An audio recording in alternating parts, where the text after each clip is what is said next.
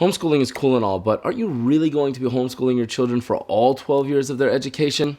This is one of those questions that homeschoolers are frequently asked, and one that we're going to be answering today in our question and answer session.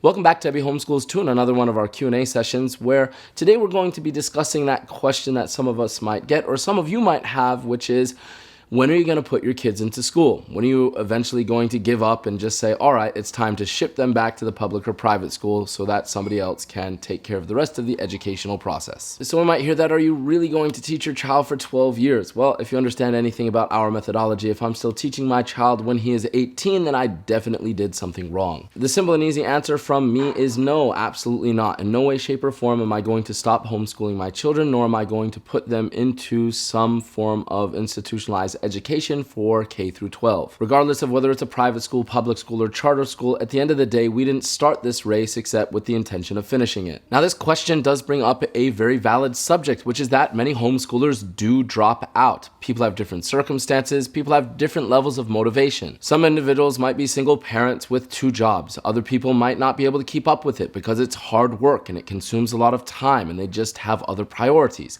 This is tough talk, but it's reality. So people may vary in the reasons and why they want to stop homeschooling. Maybe they didn't have the intention to complete homeschooling from the very beginning. They thought, maybe I'll just get my kid a jump start and then put them into a public or private school. That has never been the case for ourselves. We have always intended to see it through from beginning all the way to the point where our children are self-educated and they can move on to whatever college or other field that they feel like they want to work in. So again, for us, the simple answer is no. We have no intention of putting our children back into some public or private formal educational system for K through 12. Reason number 1 is because of the results. At this point in time, our children are excelling far beyond what any of these public or private institutions promise to achieve. So if it isn't broke, don't fix it. If your child is succeeding and excelling in all of the major subjects of reading, writing, and arithmetic, and they are up to par with all of the extra subjects that surround that, then I don't see what benefit it poses to put your child back into a public or private institution. Again, a lot of people might come back and say, well, how are they going to get to college? And we'll address that in a different video. But again,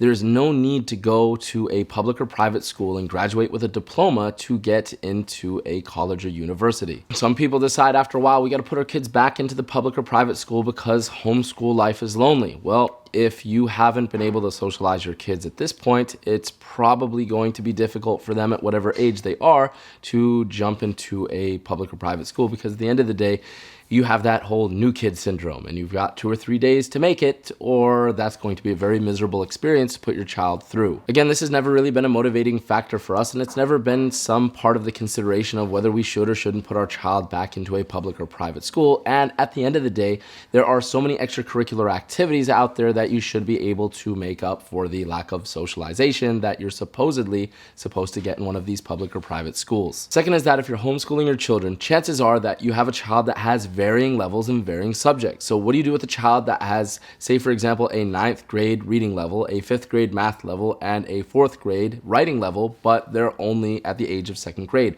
What grade do you put them in? Do you put them at the lowest of all? Do you put them in the highest? What do you do? At some point, you cross that point of no return where putting them into a public or private institution is going to create a lot of complications. Are they really going to be able to create a customized curriculum that's going to be suitable for your child? And if now all of a sudden in a public or private school system, you want a customized curriculum that's suitable for your child, why don't you just homeschool them? Another point is that when you think about the whole grading system, now if your child has excelled while they were homeschooling and you want them to continue to excel, chances are now you have to put your child in a completely different age bracket. Now that might have a whole lot of other considerations with regards to maturity and the things that he may or may not be exposed to. Now somebody might come back and say, but there's got to be some subjects that you really can't teach them, and that might be true. And so what we would do in that case is try to find any supplemental or outside resources that we can to fill in those gaps. That might be accomplished through having your child enroll in community college courses or even university college courses, online courses, or having some form of a private tutor for the subjects that they might be excelling in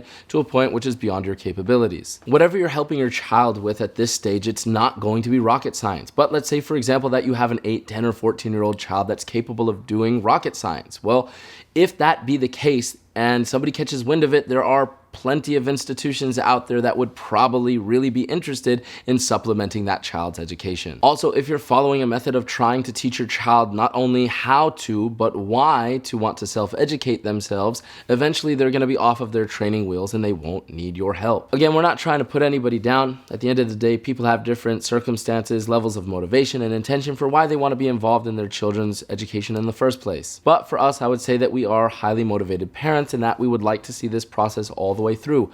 Barring some unexpected circumstances, we would definitely try to homeschool our children all the way until they are able to enter into some higher form of education or continue through some trade or job that they feel is suitable for themselves. Thanks for stopping by and checking out AbiHomeschoolsToo and another one of our question and answer sessions. If you have any questions about homeschooling that you would like for us to answer, please leave them in the comment section below and we'll try our best to get back to you with a video like this as soon as possible. If this is your first time, we'd love to have you subscribe to our channel. You can also check us out and follow us on Facebook, Twitter, and Instagram. We're also here every Monday with videos on general homeschooling advice. Again, thanks for stopping by and we'll see you next week.